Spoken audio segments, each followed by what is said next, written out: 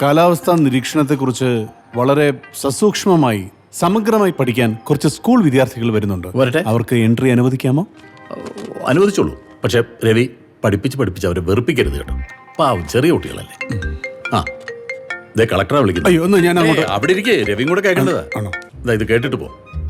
Hello sir. ഇന്നലെ നിങ്ങൾ പറഞ്ഞനുസരിച്ച് നോക്കുകയാണെങ്കിൽ മഴ മിനിഞ്ഞാന്നേ കഴിഞ്ഞിരിക്കുകയാണല്ലോ. ഉവ്വ. ഇന്നലെ ക്ലിയർ സ്കൈ അല്ലേ? എന്താ അങ്ങനെയല്ലേ? അങ്ങനെ മാറ്റമൊന്നുമില്ലല്ലോ.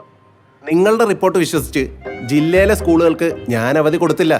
എന്നിട്ടോ ഇതുപോലൊരു മഴ ഇതുവരെ ഉണ്ടായിട്ടില്ല സാർ. ഈ അടുത്ത കാലത്ത് ഇങ്ങനെ ഒരു മഴ ഉണ്ടായിട്ടില്ല. ഓ എടോ, എന്റെ FB പേജ് ഹാങ് ആയിരിക്കുക. കുട്ടികളൊക്കെ ട്രോൾ ചെയ്തിട്ടേ. നമുക്ക് കിട്ടുന്ന ഡാറ്റാസ് വെച്ച് ഫോർകാസ്റ്റ് ചെയ്യാനല്ലേ സാർ പറ്റുള്ളൂ. അല്ലാതെ ഈ അന്തരീക്ഷത്തിൽ പെട്ടെന്ന് വരുന്ന മാറ്റങ്ങളൊന്നും നമ്മുടെ കയ്യിലല്ലല്ലോ സാർ. മതി രവിയല്ലേ ഏടി? ആ രവിനാണ് സാർ.